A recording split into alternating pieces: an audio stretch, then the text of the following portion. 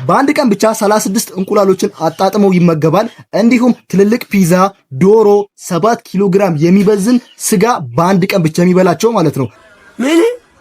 ይሄንን ሰውዬ ካያችሁት አምልጡ። በቃ ውኡ ብላችሁ ማማሰያም ሆነ ማንቆርቆሪያ ብቻ የያዛችሁትን ነገር ጥላችሁ ሩጡ። እኔ ነኝ ያልኳችሁ። ሰላም ማይ ፋሚሊስ እንዴት ናችሁ? ጭላሉ መብሩክ ነኝ ከመብሪክ ቲዩብ። ዛሬ እንደተለመደው በአዲስና በገራሚ ቪዲዮ ተመልሰን መተናል ማለት ነው። የዛሬ ቪዲዮአችን ይለያል ማለት ነው። እጅግ በጣም አስገራሚ ቪዲዮ ነው ይዤላችሁ የመጣው። እናም በዛሬ ቪዲዮአችን የማሳያችሁ የዓለማችን እጅግ በጣም ግብዳ ሰውዬ ማለት ነው። በጣም ግዙፍ ሰውዬ። የሚገርማችሁ ነገር ይሄ ሰውዬ በቀን ብቻ የሚበላው ምግብ ለኛ ሰፈር ቀበሌ ከሚበጀተው በጀት በላይ ነው። በቀን ብቻ የሚበላው ማለት ነው።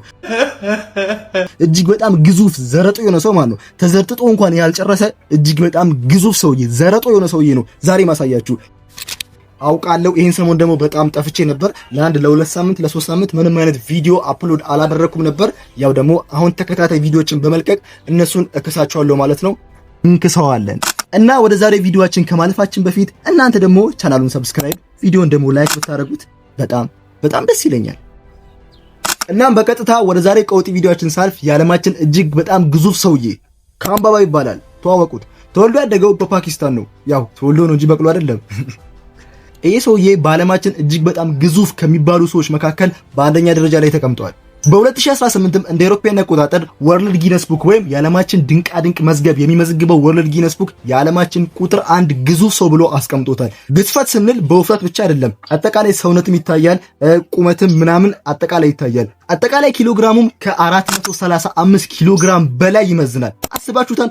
435 ኪሎግራም 435 ኪሎግራም ማለት ልክ እንደኔ አይነቱን 10 ቁመቱንም ስታዩት ጀለስ አጭር እንዳይመስላችሁ ሜትር ከ90 ሴንቲሜትር አስባችሁታል? ሜትር ከ90 ሴንቲሜትር በዛ ላይ ደግሞ 435 ኪሎ ግራም። ይሄ ሰውዬ እኮ ድንገት ቢወርቁላ የመሬት መንቀጥቀጡላ ሊያመጣ ይችላል። አስባችሁታል? እኔ ግን ጋድ መች ነው የምወፍረው?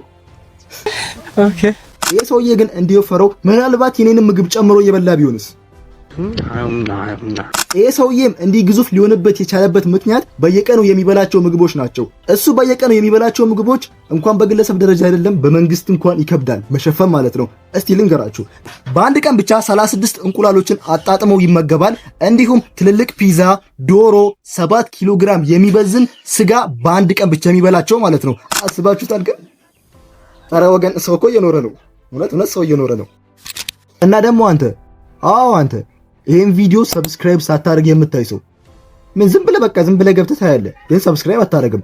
እና በዛውን ቪዲዮ ላይክ ብታደርግ አሁን ካንተ ምን ይቆረጣል? ከምር ምን ይቆረጥብሃል? ያው በዛው እስቲ ያራዳ ልጅ ሰብስክራይብ አድርጊ።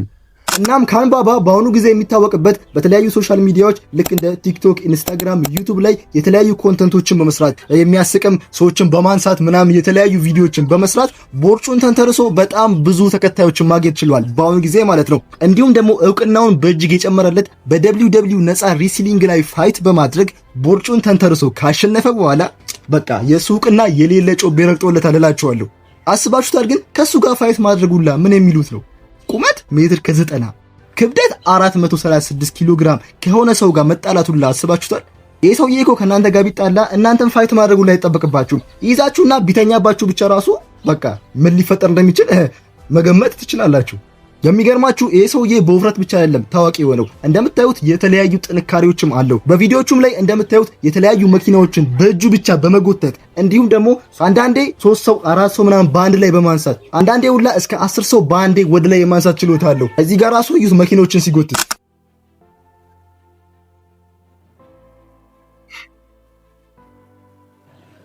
እናም ፋሚሊየርስ ለዛሬ ያስኩላችሁ ቀውጢ ቪዲዮ ይህን ይመስል ነበር ማለት ነው። በቀጣይ የምሰራላችሁ ቪዲዮ ካለ ኮሜንት ላይ ደቅ አድርጉልኝ። ስለፈለጋችሁት ሰው እሰራላችኋለሁ ማለት ነው።